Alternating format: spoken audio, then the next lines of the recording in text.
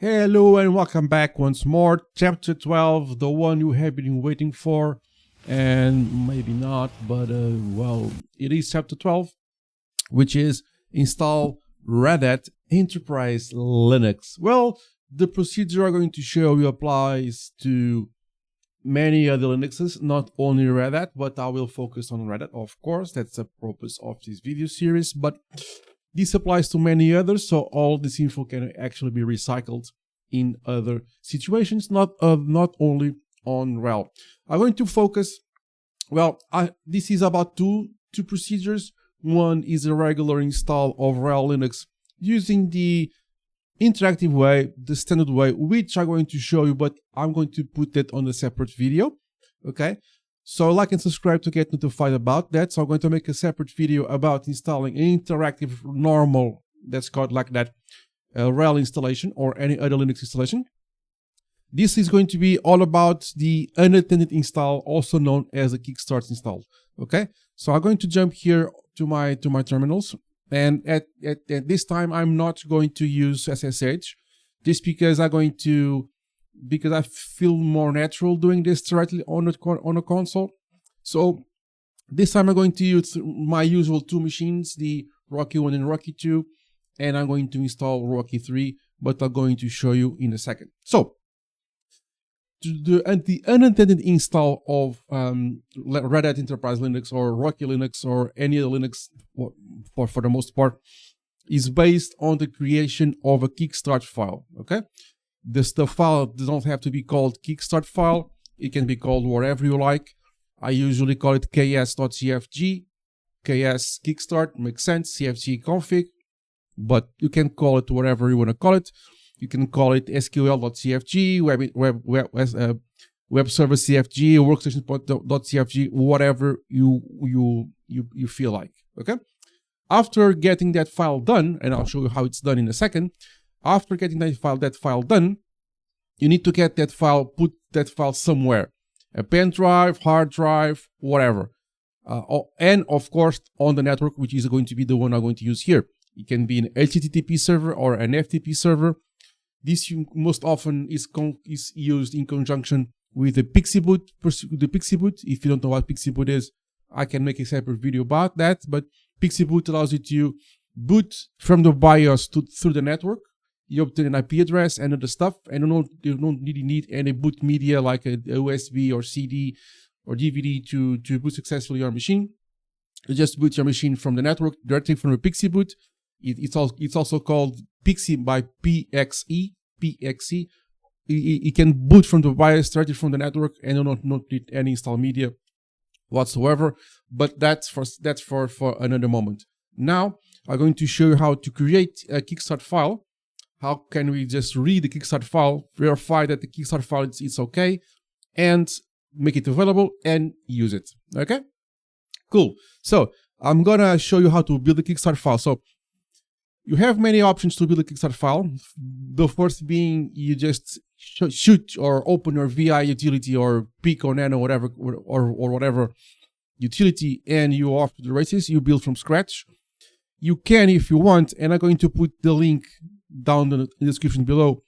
Go to the official RedHat website that they have like a config tool to create the Kickstart file using your web interface. However, you need to have a subscription to see that tool. A regular login is not enough. You need to have the regular login, and also a subscription. I know, calm yourself. I know that there are free subscriptions, okay, that you can obtain. So it's not that big of a deal, but still it's still a hassle. So at this point in time, this is the only way I know how to kind of get a web interface or any kind of interface, so you can get this tool up and running. So this tool is going to help you through the graphical interface or through a graphical interface to create a Kickstart file so you can use on your deployments. Okay, there are no other ways that I know. I mean, I know a way that is free, that is using older versions of Linux, to get that going. But if you want to get informed and learn how to use a free utility to create Kickstart files, like and subscribe and get notified, because I will make a separate video about that. So you don't depend on this site or any other site. You will just depend on yourself and get a nice tool to get you started, kickstarted. A nice tool to get you started and to create your custom Kickstart files with some help of an interface. So you don't have to build the files from scratch yourself. Another option is you just Google, and there are many sample files that you can work with and use it for your benefit. Okay, so I'm going to make a separate video all about the free tool to generate Kickstart files that you don't depend on this tool that RedHat provides with exchange for a subscription. But get subscribed, comment and like, so get notified about that new video coming out really soon. But at this point in time, let's use the old school way, because I have here a file ready for you guys. And I'm going to share this through the web interface. So I'm going to put the third machine, Rocky 3, through the regular DVD, okay? Or in this case, the ISO, okay? And at that point in time, our installation process has network access. So at that point in time, we can use network resources, and the resource I'm going to use is going to be the HTTP server that we previously installed on Rocky 2. Okay, so we have Rocky 2 installed, and if you remember, we have here the web interface ready to go at port 89. If you have not seen that, go a few videos back and watch the whole series so you can get notified, okay? Or informed about how did we manage to get here. I would advise you to watch the video about installing new services and how to control SL Linux. Go back there, check those out, and come back here, and you will understand how this server came to life. Then, during that video, I actually created this folder, the var sites www folder, and here I have my default index file that we created in that video. Okay, that allows us to have a simple custom file and a simple website. I mean, and this guy here, that ks.cfg file, is the one I have created from scratch. So I'm not a Kickstart file creation guru, but I know a few things, and I have some cheat sheets here that I used, so I could create a very simple custom Kickstart file, and I'm going to show you. And I'm going to check the file. This is a very simplified version of a Kickstart file that can get very complicated. Okay, in good terms. So this version thingamajiggy, it's commented out, so it's doing nothing major. It's just for the most part, my personal reference. And my microphone was speaking, I'm sorry. It's for the most part, that first line is for my personal reference. This one here, I'm going to add some comments here, maybe it's help. This is going to be language of the install. Okay. This is my keyboard layout.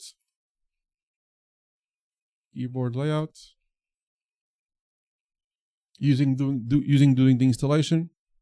I mean, for most part, these are kind of what you see, what you get. My time zone, NTP. The password for the root user, okay. Which is in this case I have some notes here, because this is the line I am using, the rootpw, and this is the password for the root.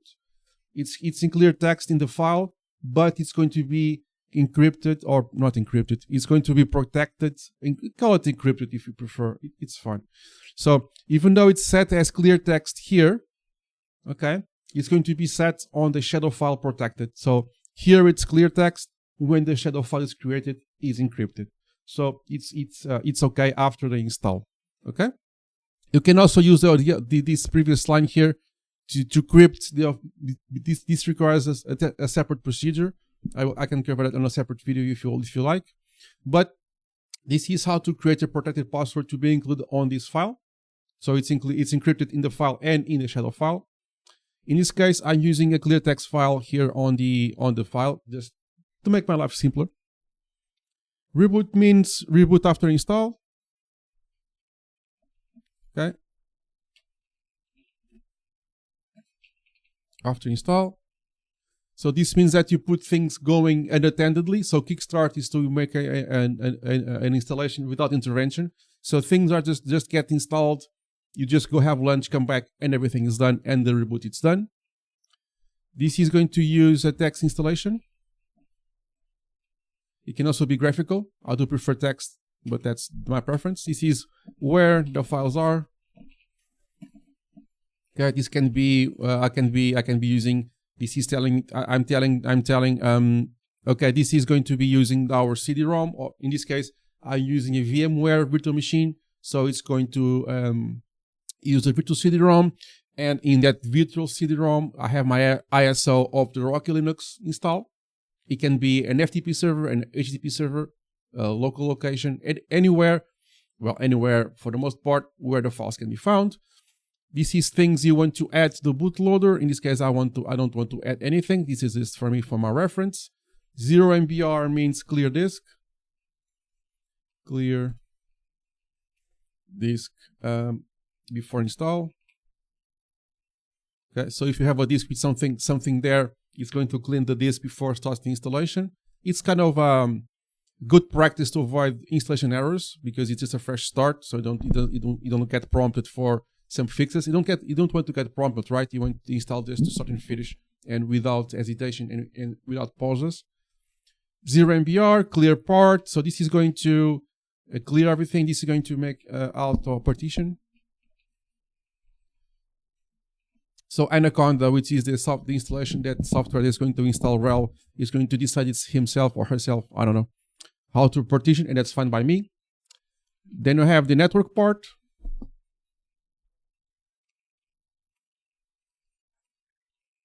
Network config. Let me just resize this because I'm losing a few parts here. There we go. Better. Cool. And this is all about SL, Linux, and firewall.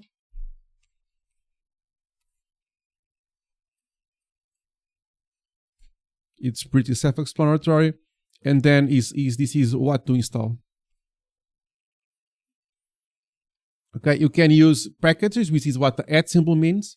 Minimal install, core, base. I mean, you need to check what are the packages that are available. The easiest way to do it is to go to a already installed machine, any machine, and just do DNF group list.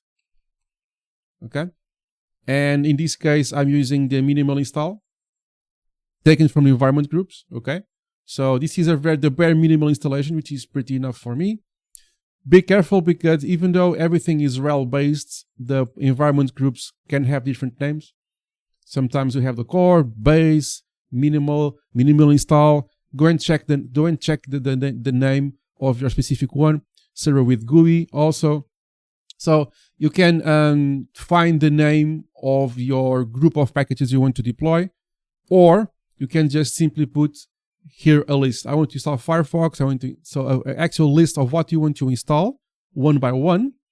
And if you put a minus like this, for example, this will not install Firefox. Okay, this is going to avoid Firefox the Firefox installation. Okay, you put a minus and it won't install.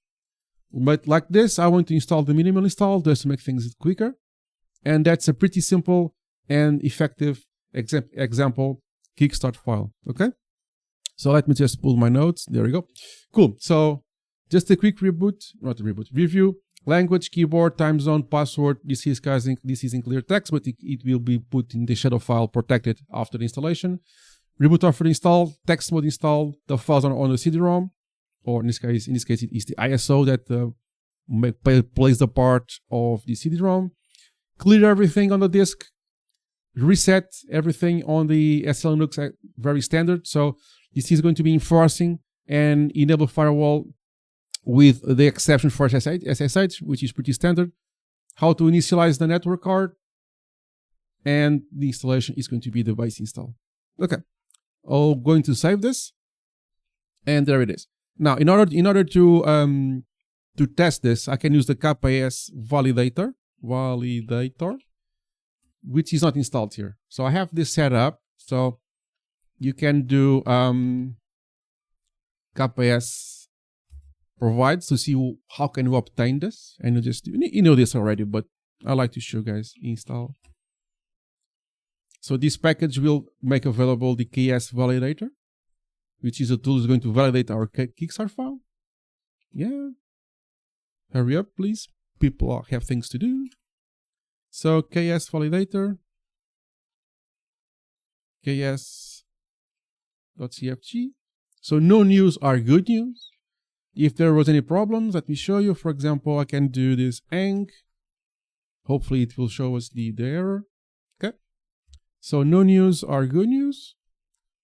Of course, any syntax errors he will not detect. So typos, for example, if you have here the password badly typed, for example, so things that are user error, he will not detect.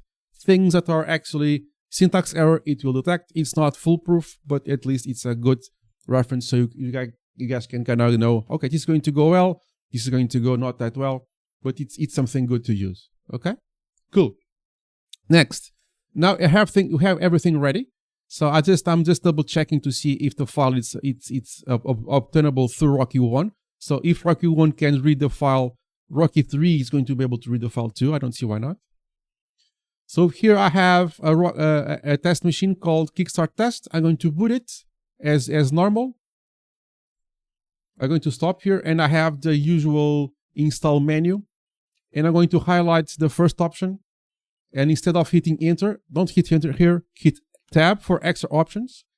And I'm going to instruct the installation procedure where the file is. So inst.ks. So if you are an old school guy like me, you probably are used to do ks equals, go directly to the file, but now you need to do inst.ks. If you don't do this, you get bumped on the installation procedure saying this is deprecated, you need to use blah blah blah. So just use inst and just get it over with. So http :// and the IP address 192.168.1.251. So basically I'm typing the same thing I was typing here. Okay. In this case, I don't have a DNS server on my network yet. So I'm just using the IPs, which is just fine. And I forget the port. The port is column 89. Okay. Column 89. Okay. And I'm going to do /ks.cfg. I'm just going to double check this. So inst.ks http looks fine. I'm going to hit enter, and now I just wait, because if I can contact the Kickstart file, either being through storage or through the web server, FTP, HTTP, whatever, I think if the file is accessible, you're off to the races. You just need to wait. And there we go. He's retrieving the KS file. It's going to take what the time it has to take. I saw no errors at that stage. If you see no errors on that stage, you are in good standing. So for the most part, the KS file was found and doesn't have any serious errors. Things are going to kick off. Text installation. This is already being pulled from the Kickstart file. And there you go. You are just getting... this is just a matter of patience and wait. This is normal. Again, normal. Checking storage. Now he's checking to see if there's a hard drive or whatever storage available. So it's done. It got everything you wanted from the file. It cleared the disk, and now it's starting the installation. And I'm going to put this here, and I will not edit this out. I am not going to fast forward. I'm going to let you guys watch this in real time. And there you go. You just need to wait. I could just sing for you guys, but I don't sing at all, at least not in public. And I'm going to just quickly mute my microphone so you don't have to hear me breathe while this is installing. And you just need to wait it up for it to install. You can just fast forward this on YouTube and just till the end, because it's going to be basically this for the next 5 minutes or less.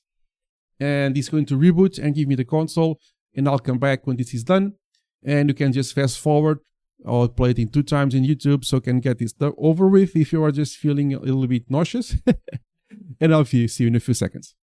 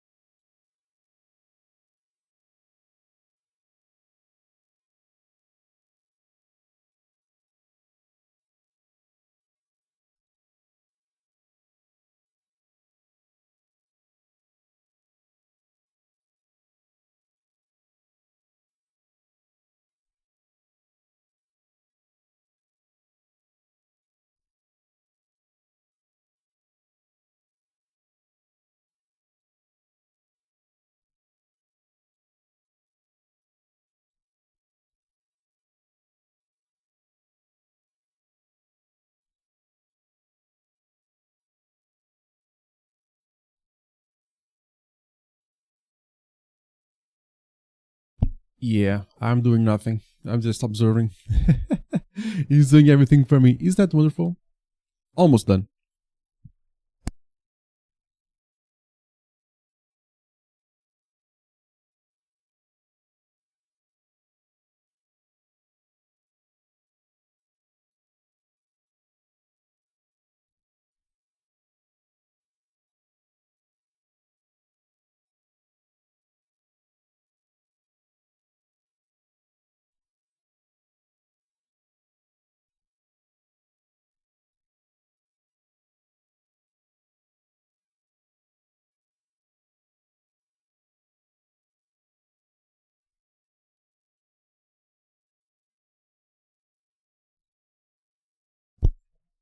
There we go.